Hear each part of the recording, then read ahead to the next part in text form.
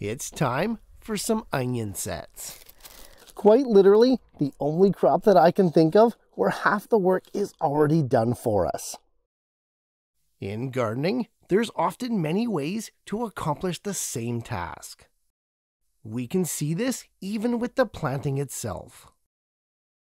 And in the case of onions, growing them from sets like this is by far the easiest. Bulbing up and harvesting actual onions has been known to give gardeners fits, especially when they think that they've done everything right. So today, let's look at all the do's and don'ts of onion sets, ensuring that this year is your best onion year ever. In all but the most extreme climates, onions can be grown from either seeds or starters, just like any other plant. However, a third, even easier way is to grow them from what's called sets. That's great, but just what is an onion set? Well, onion sets are simply small, dry, immature onion bulbs grown to that point in the previous season. They are fully formed mini onions frozen in time, just waiting for the chance to start growing again. And this is what makes onion sets such an easy way to grow onions. No germination, no seedling care, no hardening off, and never any transplant shock. Simply plant them like you would your garlic cloves and let the set do the rest. It doesn't stop there, however, because ease of planting isn't the only benefit of growing onions from sets. In areas with a long growing season, onion sets are going to produce bulbs earlier and more often than other growing methods, allowing you to extend your harvesting window. Conversely, if you live in an area with a shorter growing window, growing from onion sets is going to allow you to grow larger bulbs than what's normally possible, all due to that head start. Once they get going, onion sets grow fast, normally 40 to 70 days, and you're pulling up the bulbs. This is also going to allow you to double crop in the same year, something that's just not possible when growing onions from seed. And as if that wasn't enough, onion sets also give you a uniform, almost guaranteed crop every time, because you choose which ones to plant, discarding the ones that don't make the grade. As we said, the planting is super easy, but there are a few hard rules to follow. Let's cover them now to make sure that we get the most success out of planting onion sets. With onions, there are three main categories that all varieties fall into: long day, short day, and intermediate. These three day types refer to the number of sunlight hours that the onion plant needs to start bulb formation. Long day onions, grown mostly in temperate climates, start bulbing up when those long days of summer hit 16 hours or more. Short day types that are grown in warmer areas only need about 11 hours, and the intermediates, of course, are in between. So choosing the right onion variety for your area is going to be necessary to ensure that you actually get a bulb harvest. This is especially true for those long day types, where even though you have a head start, you might not get enough sunlight hours to make a difference. Once you've picked the right onion to grow for your area, you need to go ahead and select the right location. All onions need to be planted in full sun, in loose, rich, high organic content soil that's free of impediments. Moisture retention should be high, but excellent drainage is non-negotiable. And lastly, avoid heavy clay-type soils while keeping that pH between 6 and 7. For timing, it's best to wait until your soils have warmed up to at least 45 degrees Fahrenheit before planting your sets. Right around the end of your last spring frost days is usually the best time to get your onion sets into the ground. Actual planting is super easy, and it's much like planting your garlic cloves. However, just like the garlic cloves, there's a distinct top and a bottom to your onion set, and they have to be oriented the right way. For those sets that have already sprouted, it's really simple. Just plant them with the green end pointing up, much like you would imagine an onion plant to grow.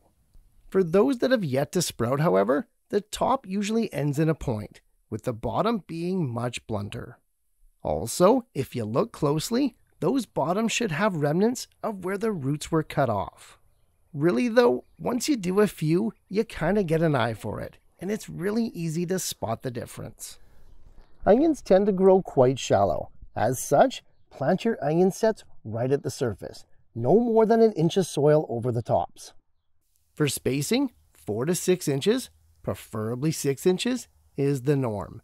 Any closer than that, and the onion bulbs are going to start competing with each other, and it's going to affect the eventual bulb size. Also, if you're going to be planting more than one onion row, make sure to space them 1 to 1.5 feet apart. Although they need their space, onions are not loners, and in fact, they make great companion plants. For pairing up with your other vegetable crops, onions grow great with beets, brassicas, carrots, dill, leeks, lettuces, and even strawberries and tomatoes. They don't get along with everyone, however. Avoid growing your onions with peas, beans, and asparagus. Onions have been known to stunt the growth of these crops as well as affect the taste. So try to avoid pairing them together. Bury your sets with that displaced garden soil or use some fresh potting mix. Again though, no more than an inch over the top. A light mulch should then be applied on top of that soil, around an inch thick or so. After that, make sure to thoroughly water your newly planted onion sets. Remember, it's the water that's going to stimulate these bulbs to come out of hibernation and start sprouting again. For fertilizing, it's not something we have to worry about just yet, as our little onion plants don't even have roots yet, so it would be kind of a waste of time.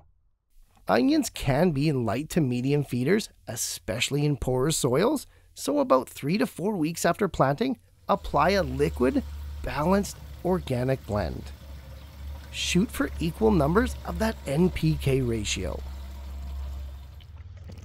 Now, this one is optional, but if you have exceptionally poor soil, or perhaps it drains really well because it's a bit sandy, you can go ahead and apply a second dose of fertilizer. This time though, try to skew a bit higher in that first number, nitrogen. Again, this is optional. And always remember, with all alliums, you gotta stop feeding about a month before the intended harvest.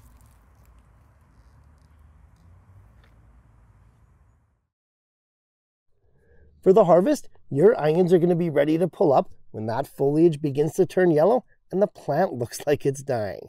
But we'll cover that in a later video. For now, let's recap the main points of planting onion sets to make sure we got it all.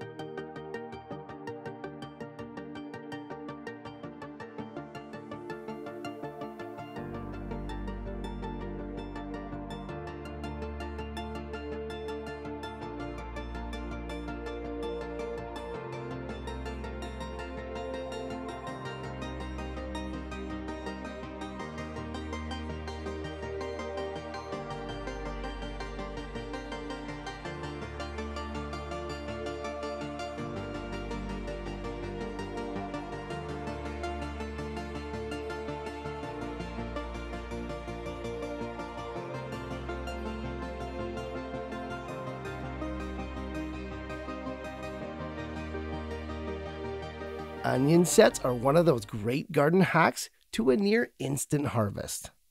With all the hard work already done for us, we're left with but a few things to do to ensure a successful bounty.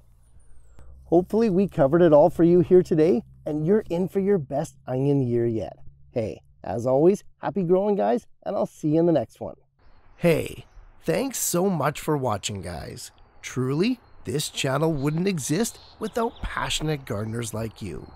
For even more info-packed videos like this, check out this playlist of garden quickies here.